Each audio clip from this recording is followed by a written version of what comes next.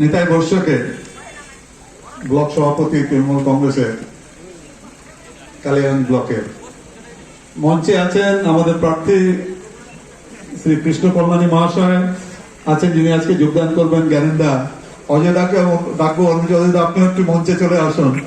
আছে বাপ্পা আছে, এখানে তপনদা আছে, সভাধিপতি আছে পম্পা পাল, আমাদের কৃষি কর্মাধ্যক্ষ, কৃষি তো পূর্ত কর্মাধ্যক্ষ আছেন, এবং আরো লতা সরকার আছে, অনেক নেতৃত্ব আছেন উপরে। সর্বোপরি আপনারা যারা বসে আছেন এবং আজকে যারা যোগদান করবেন তৃণমূল কংগ্রেসে, বিশেষ করে যারা যোগদান করবেন ওনাদেরকে আমি জেলা তৃণমূল কংগ্রেসের পক্ষ থেকে অনেক অনেক অভিনন্দন, শুভেচ্ছা জানাচ্ছি। আজ থেকে আমরা সবাই একই পরিবারের সদস্য আমরা হয়ে গেলাম। জ্ঞানেন্দা তো আমাদের সঙ্গে আগেও ছিলেন, মাঝখানে একটু একটা দুর্ঘটনার জন্য একটু আমরা দূরে চলে আসছিলাম। খুব ভালো লাগছে যে উনি আবার তৃণমূল কংগ্রেসে যোগদান করেছেন। অজয় দা তো উপপ্রধান ছিলেন।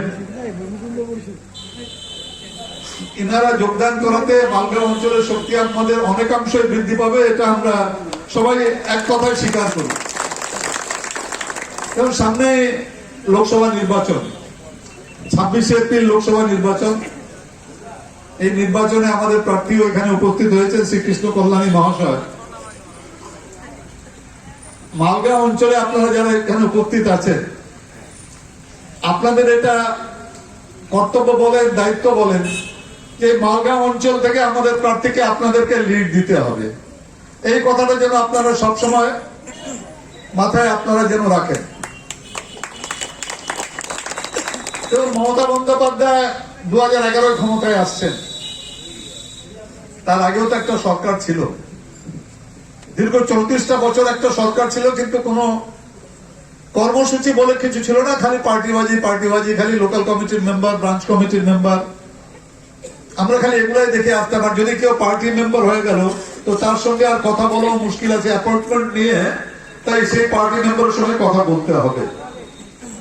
মমতা বন্দ্যোপাধ্যায় ক্ষমতায় আসার পরে কিন্তু এই পার্টিবাজিটা শেষ করে দিলেন। আজকে লক্ষ্মীর ভান্ডার কিন্তু সবাই পাচ্ছে। আর শুধু তাই নয়, যে লক্ষ্মীর ভান্ডারটা 500 টাকা 1000 টাকা ছিল, সেটা কিন্তু এপ্রিল মাস থেকে 1000 টাকা আর 1200 টাকা করা হয়েছে।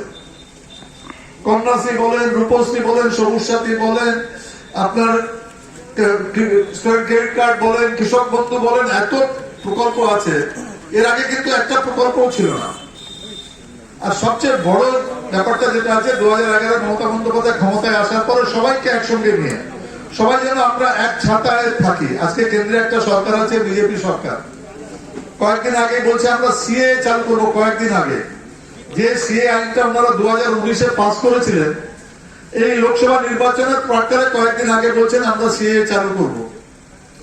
সেই সিএ তে ওনারা বলছেন 31 ডিসেম্বর 2014 আগে যারা এসেছেন, 31 ডিসেম্বর 2014 আগে যারা এসেছেন, বাংলাদেশ, আফগানিস্তান, পাকিস্তান, এখান থেকে হিন্দু, শিখ, খ্রিস্টান, বৌদ্ধ, জৈন, পার্সিয়ান, এরা যারা এসেছেন 31 ডিসেম্বর 2014 আগে, তারা নাগরিকের জন্য হওয়ার জন্য দরখাস্ত করবেন।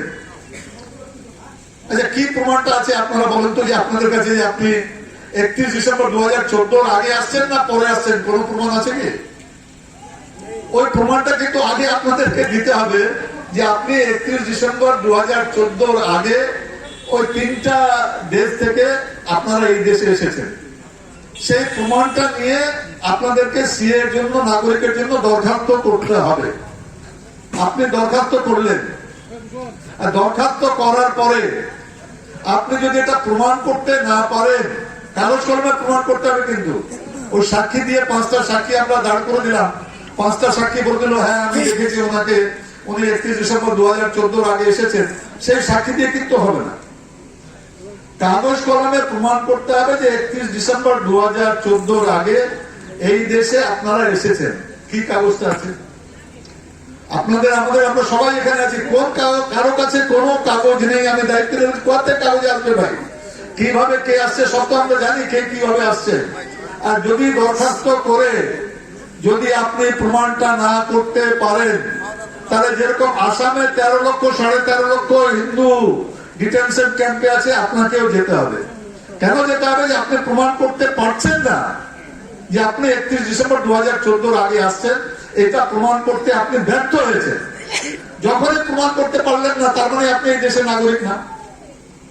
তাহলে এতদিন যে আপনারা যে বাড়িতে যে চাকরি পেয়েছে, যে সম্পত্তি আছে, ধন যাই আছে, সবই তো বেআইনি হয়ে গেল আপনাদের। আমি আজকে এই মঞ্চ থেকে দায়িত্ব নিয়ে বলছি, কেউ কোনো দরখাস্ত করছে না। এই কথাটা মুখ্যমন্ত্রী মাননীয় মমতা বন্দ্যোপাধ্যায় যেদিনই বলেছিল কেন্দ্রীয় সরকার সিএ আমাদের আইন তৈরি করে দিলাম, রুলস তৈরি করে দিলাম, আপনার দরখাস্ত করুন, সেদিনই আমাদের মুখ্যমন্ত্রী বলেছিলেন কেউ যেন দরখাস্ত না করে। ওর আজকের দিনে বাস্তব কথাটা, একটা লোকও দরখাস্ত করেনি সিএ এর জন্য। আমাদের দেশে একটা আইন আছে, আর রিপ্রেজেন্টেশন অফ পিপল অ্যাক্ট, যে আইনে বলে আমরা সবাই ভোটটা দিই। ও আইনে বলা আছে যে 1 জানুয়ারি ইন্ডিয়ান ন্যাশনাল, যারা এই দেশের যারা নাগরিক, 1 জানুয়ারিতে যার 18 বছর পূর্ণ হবে সে ভোটাধিকার পাবে। এই দেশের নাগরিক 1 জানুয়ারিতে 18 বছর পূর্ণ হলে ভোটাধিকার পাবে। তো এটা তো আপনাদের সবারই ভোটাধিকার আছে, সবাই তো ভোট দিচ্ছেন। বাংলাদেশ, পাকিস্তান, আফগানিস্তান লোক এসে এখানে ভোট দেয় নাকি? তো আপনারা যখন ভোট দিচ্ছেন, সেই ভোটের প্রধানমন্ত্রী হচ্ছে, প্রধানমন্ত্রী নিজেও ভোট দিচ্ছেন, সেই ভোটের মুখ্যমন্ত্রী হচ্ছেন, সবাই হচ্ছেন, জেলা পরিষদের সভাধিপতি, সভাপতি, সবাই সেই ভোটেই তো হচ্ছে ভাই। তো তারা যদি নাগরিক না থেকে যদি ভোটটা দিয়ে থাকে, তাহলে আপনারাই বা কি করে প্রধানমন্ত্রী মুখ্যমন্ত্রী হলেন ভাই? এগুলা সব কিন্তু মানুষকে বোকা বানানোর জন্য, আতঙ্ক একটা সৃষ্টি করে দেওয়া, যে আতঙ্কে যদি মানুষ আমাদেরকে ভোটটা দিয়ে দেয়, তো মানুষ এখন বুঝে ডেরা বেলতলায় বারবার যায় না, একবার গেলে বুঝে আছে আসামের অবস্থাটা ডিটেনশন ক্যাম্পে সবাই দেখছে। আমি একটাই অনুরোধ করবো আমাদের মুখ্যমন্ত্রী মাননীয় মমতা বন্দ্যোপাধ্যায়, দেখুন 2011 ক্ষমতায় আসার পরে সবচেয়ে আগে যে প্রথম প্রকল্পটা উনি করেছিলেন 2013 সালে, কন্যাশ্রী প্রকল্প। আপনি কি একজন বই প্রেমী, কিংবা আপনি কি বই পড়তে ভালোবাসেন, কিন্তু আপনার পছন্দ মতো বই কোথা থেকে ক্রয় করবেন ভাবছেন? এখন আপনার এলাকায় মীরা পুস্তকালয়ে আপনি পেয়ে যাবেন সমস্ত ধরনের বই। যেমন এখানে পাবেন স্কুল কলেজের পাঠ্যপুস্তক, বিভিন্ন চাকরির পরীক্ষার বই, এছাড়া ধর্মগ্রন্থ, শিক্ষামূলক সামগ্রী, অফিস স্টেশনারি, ড্রয়িং সামগ্রী এবং খেলাধুলার সরঞ্জাম মীরা পুস্তকালয় থেকে ক্রয় করতে পারবেন। তাহলে আজই যোগাযোগ করুন আমাদের ঠিকানায়, সুকান্ত মোড়, কালিয়াগঞ্জ, উত্তর দিনাজপুর। যোগাযোগের জন্য নম্বর 8945933128।